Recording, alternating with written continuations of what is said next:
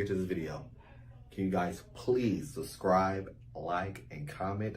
I'm so excited for this journey, and I want you guys to see this journey with me.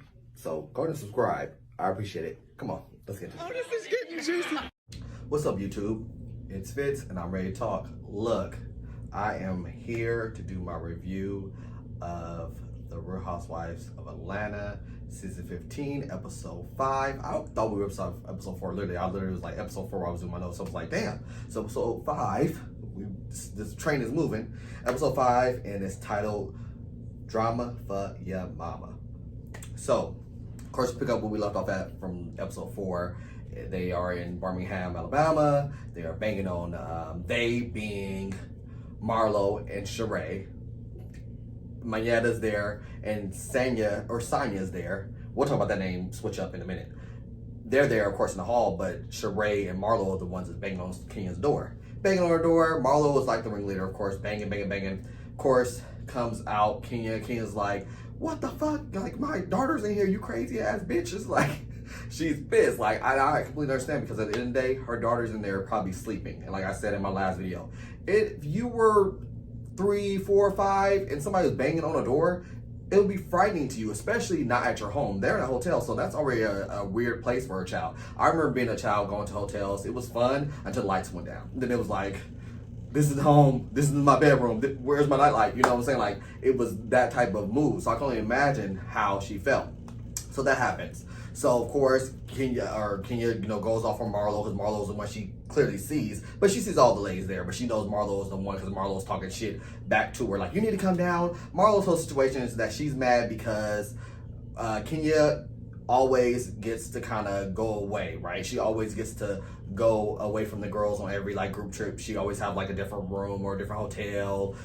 She doesn't stay with the group, and to that, I mean, I get kind of where Marlo's coming from. I will give her that, but at the end of the day, Kenya always has her daughter.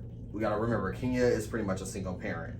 You know, granted, Candy did state, I think that was last season or the season before that, like, hey, I was a single parent too. I had a nanny, and I was still a part of the group. And I get that, but we all know, first of all, Kenya's older. She's probably trying to take in all the time she can with Brooklyn. This is probably gonna be her only child. Like, so I feel like we do have to give her a little grace. So Marlo's just going on and on and on. She's pissed about it, going on and on.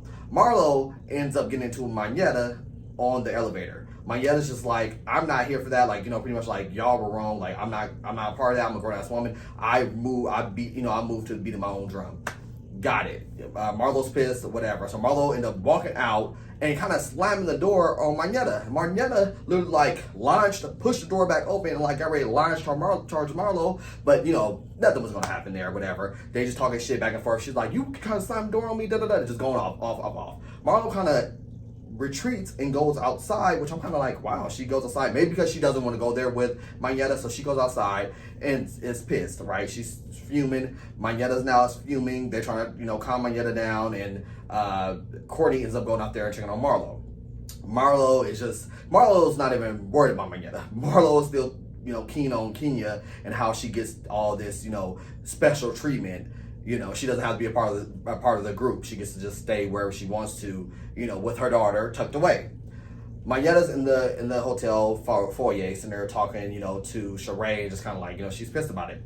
So Sheree, Sanya, and Mayeda, they're sitting there, whatever. So Kenya ended up calling Mayeda, and Kenya's just like, what was that about? Like, my daughter's in here. You know my daughter's in here. Like, why would y'all do that? And Sheree chimes in and says, I wasn't slamming on the door. She clearly was slamming on the door. It was her and Marlo. Like, I'm like, girl, you got selective memory. I don't know what the fuck. My memory is not good either, but damn, girl, like, you are crazy as fuck. So Kenya's like, you know, what the fuck? I'm not okay with that. You know, you guys are dead wrong. I don't appreciate it. And, you know, finally the beans are spilled that, I should say Kenya shares with the ladies that she was trying to surprise them, you know, on doing halftime show. Now, and this part I did not get. Sanya or Sanya. They say Sanya sometimes, and sometimes they say Sanya. And Sanya does not correct them. So I don't know. I'm just gonna use both of them.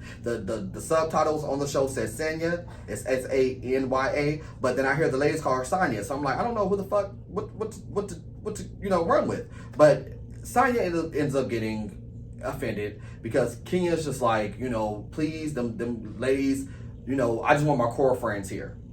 Sonya gets to her feelings and says, well, you know, you want me to leave, or am I, you know, she's like, you know, I gotta, you've been all secretive, because Kenya was being secretive. She didn't want them to know it was supposed to be surprised about the halftime show, at least her participating in it.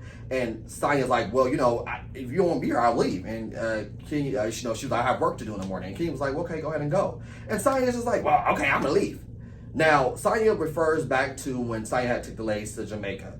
And it was for like I think she had like a Nike's ad. I may be wrong, but I know she had like a big ad to do, and she took the ladies out there with her. And Kenya was kind of, you know, like, come on, you know, Sonya, you kind of got to make sure you let us know things. I know you're working, but let us know.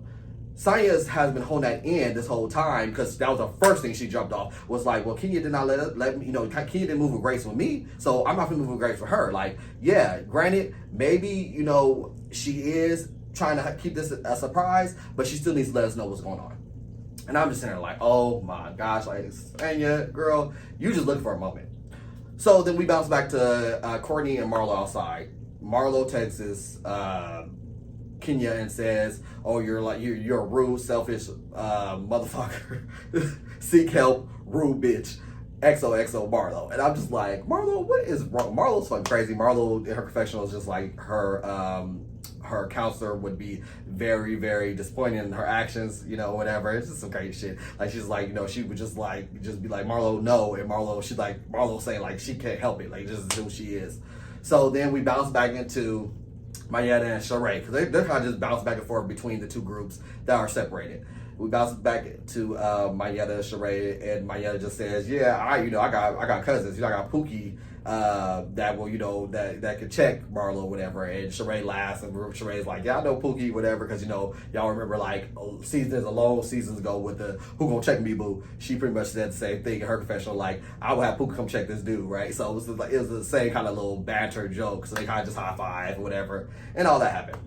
So then they finally all come back in, you know, Mayetta and Sheree is still there. Sonya hasn't left yet, she's still there. Then, you know, Marlo and Courtney comes in, and they just kind of are both just kind of like, well, you know, she's trying to surprise us, but whatever, you know. And Sonya's like, well, I'm leaving. You know, Sonya's like, I'm going because she clearly doesn't want me here. And she tells Marlo, well, she doesn't want me here. She definitely doesn't want you here. I'm like, Sonya, you put yourself in that situation. You're the one that was like, well, I'll leave. Like, what the fuck? Was she supposed to kiss your ass for you to say? Like, come on, girl. So they all, you know, just kind of like, well, wish that she would just told us what was going on. And, you know, that pretty much ends that scene. Then we go ahead and move on to seeing Drew. They show Drew coming out the hospital. Drew pretty much just lets us know that she had the flu, that she was sick. That's why she couldn't join the ladies. Thank God she didn't, because she has the flu. So after we see Drew leaving the hospital, then they go ahead and jump into Candy, the candy factory at Candy's office. And she's actually making time for Todd. Her and Todd are supposed to be discussing this new movie that Todd is trying to produce and get into the works. It's called The Pass. And Candy lets us know that The Pass is about a couple giving their partner the pass for the night to go and have sex with somebody else. So, of course, they sit down. Candy is literally on her phone, and Tosh is like, okay, well, it's my time. He shows her the poster that he created for the movie, and she's like, oh, you created that? She doesn't seem to, even the way she got looked at her, like, this is kind of bootsy, but whatever, you know, she just looks at it just like, okay.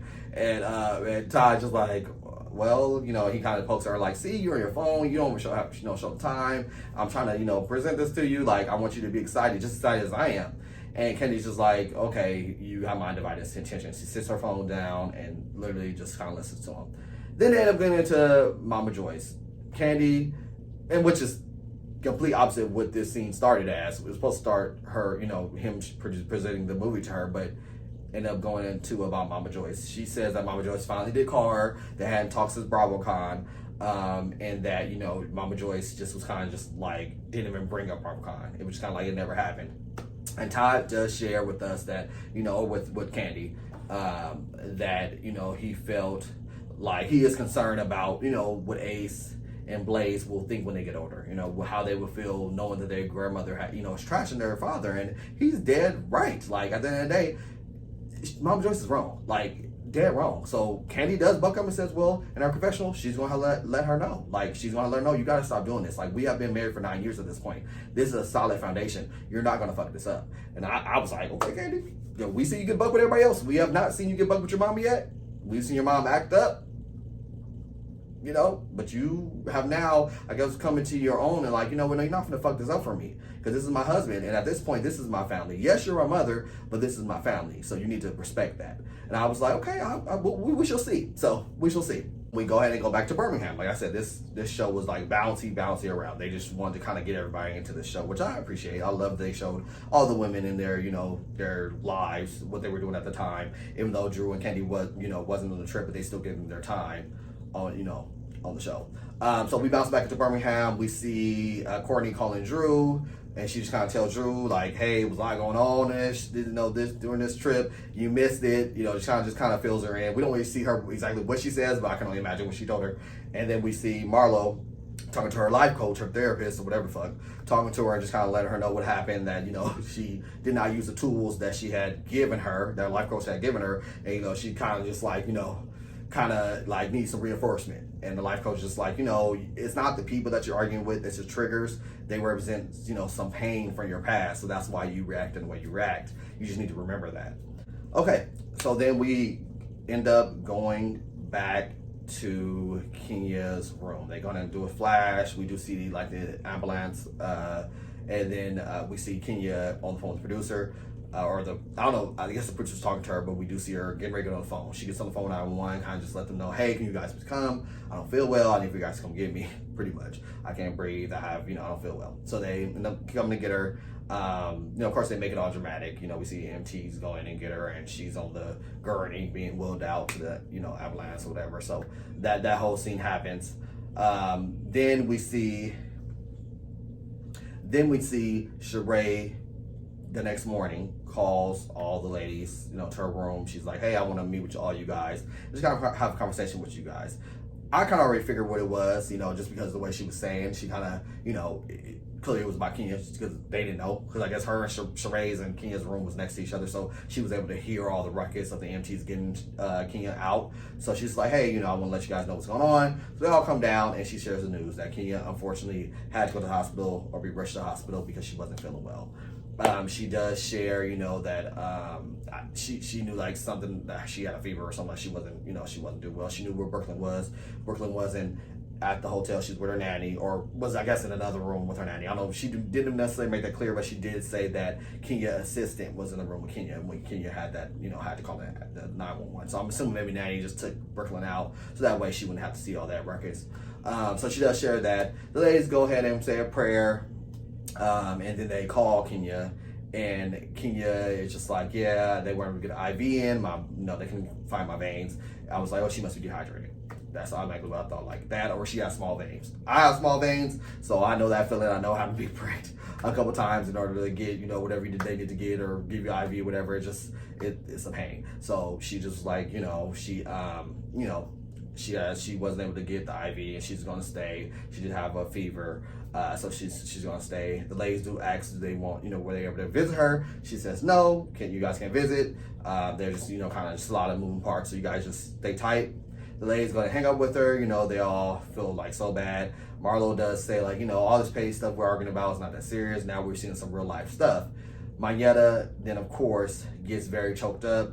She says that her mother had just passed in July. I'm not sure when they shot this, but I'm assuming it was very close to that. I mean, I don't know. I'm sure you still always will get you know, her parents. So I think 5, 10, 20 years, the day she dies, she's going to get choked up by her mom, right? But it seemed very fresh. You know, she chokes up, lays, you know, kind of gather around her, and Marlo reaches in for a hug. And Mayetta is, I don't know her sign, but I'm like, girl, you're Aquarius, because she's like, no, thank you, ma'am. No, thank you. But Marlo still kind of sticks it in there. She's like, you know, she kind of, Mayetta does share then that she not appreciate Marlo slamming the door in her face. Marlo says she did not do that. You know, she doesn't know what she's talking about. And then, of course, Sheree, doozy ass, says, oh, no, the door was heavy. We went out and we left. The door did slam by itself. And I'm just like, oh, Lord. They do show the clip of Marlo slamming the door, indeed, in Mayetta's face.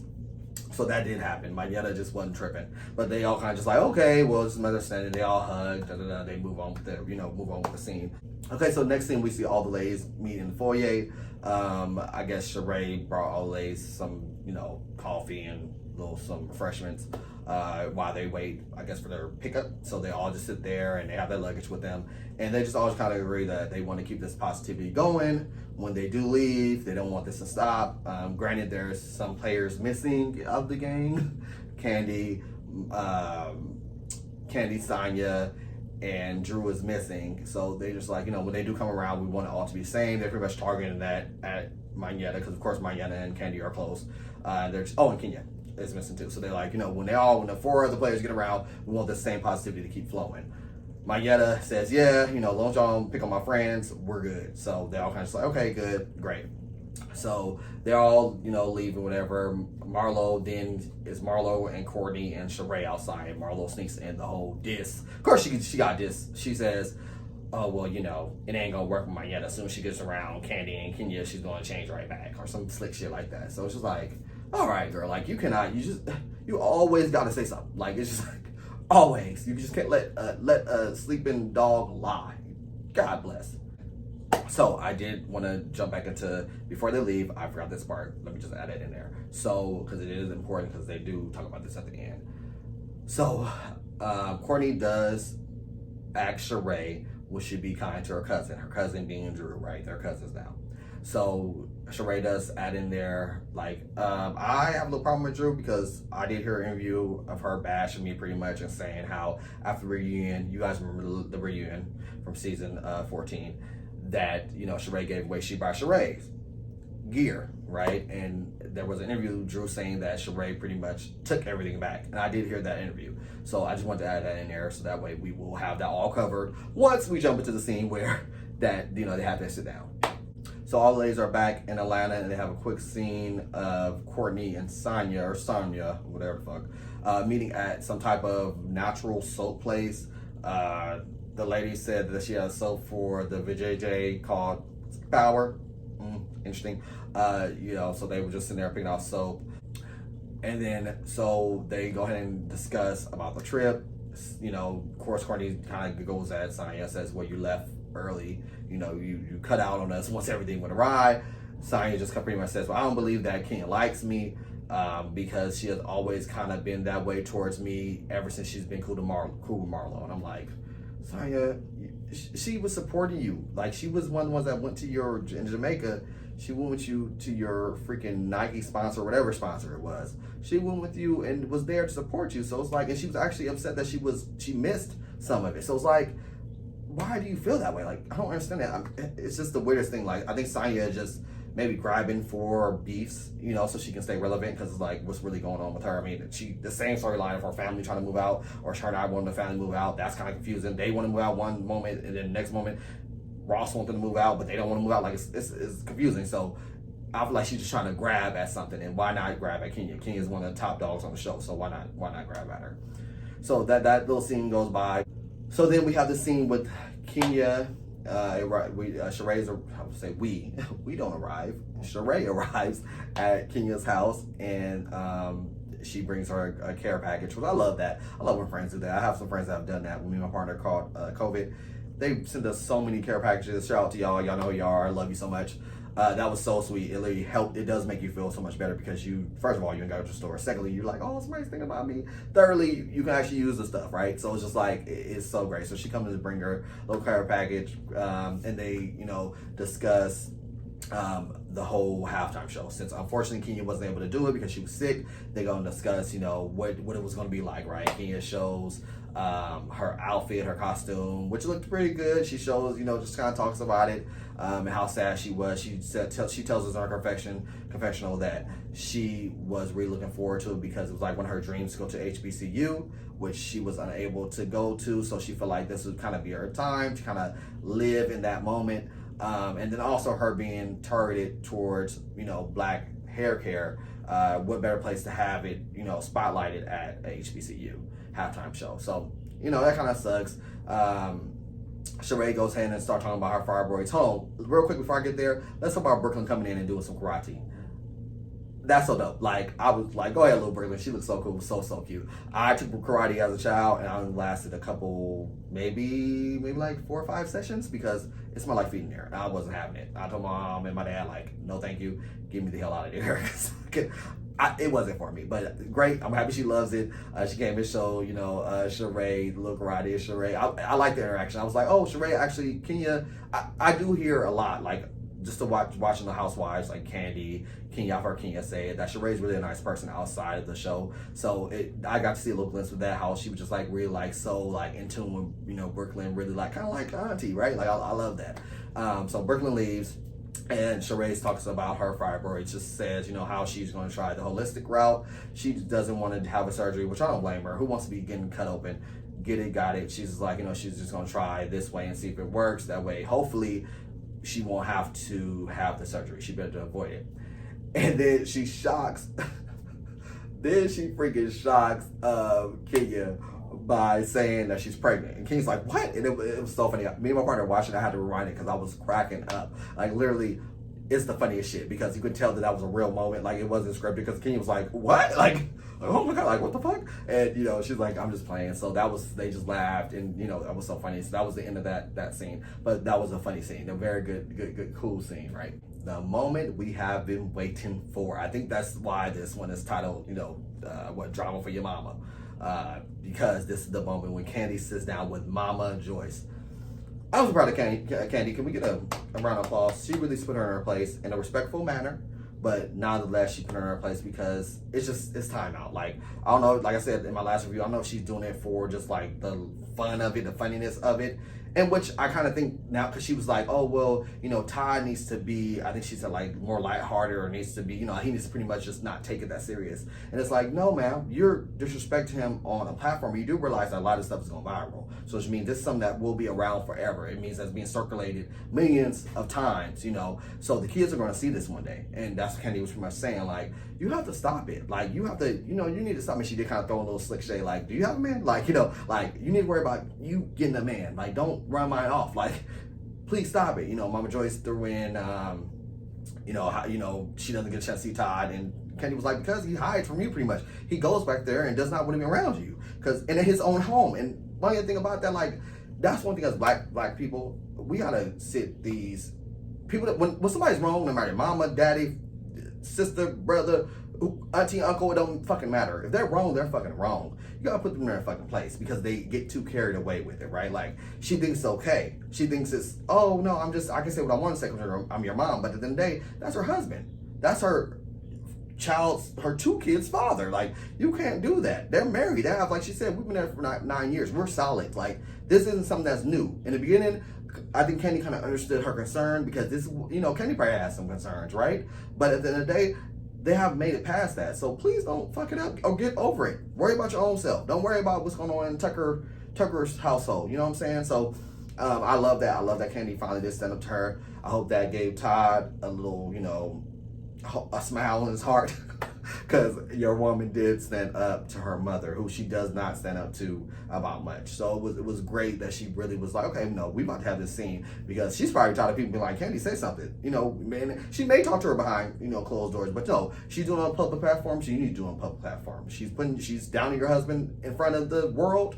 She ain't downing her, but put her in her place respectfully in front of the world. And if she wants to get it disrespectful, then hey, I'm all equal player. Like, it is what it is. Like, parents have to realize they're parents. They're human just like anybody else. They're parents because they brought us into this world. That's the only reason why they have that title. That does not make them God. That does not make them above anybody else as far as respect. You still need to respect, especially when you become an adult. You know what I'm saying? Like, you guys are both adults. You see me as an adult, I see you as an adult. Don't go left, because if you go left, then I'm going to go left. So I was happy for Candy, for her doing that. I'm sure that gave her some type of empowerment, because look, she didn't cry. Her mom didn't run out of the house. They still was able to continue their conversation and continue on being around each other. It didn't end. It ended. So sometimes you have to be okay with putting, certain people, putting your parents in their place. Period. I'm just gonna say it like that. So ladies meet up. So it's Drew, it's Kenya, and it's Sheree. They meet up at an IV place. It's called Vita Flow. which is where I've always wanted to do this. I guess is where you get like, liquids, like, I'm sure, different shots. Like, it's kind of holistic route in a way, because it's like, it's all healthy. It's healthiness. It's putting in your body the vitamins that you need in your body if you're not getting them through food. So they pretty much go in and do that. They meet up, and of course Sheree busts out with Drew and lets Drew know how she felt about the interview of her, saying that Sheree took back all the She by Sheree gear after the reunion was done.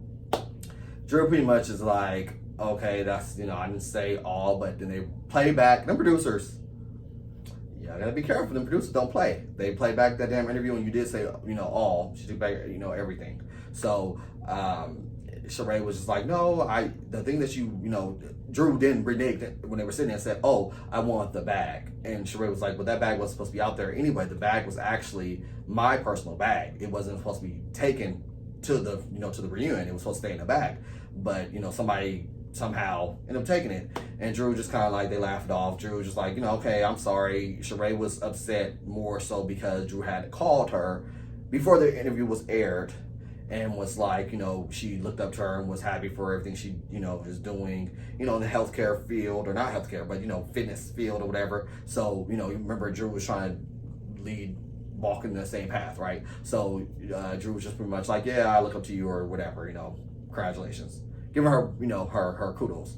And Sheree's just like, how you give my kudos, but then the next breath you're dissing me and saying that I took back everything. And Drew explains that was, the interview was done before she called her, and the call was actually genuine. And Sheree lets it on her confessional that she still has a good eye on Drew. She doesn't necessarily still doesn't feature her, but she was just like, okay, we can get along, or be alone, get along, or get along, whatever the fuck the saying is. Like, we can just be cool, we can be cordial around each other.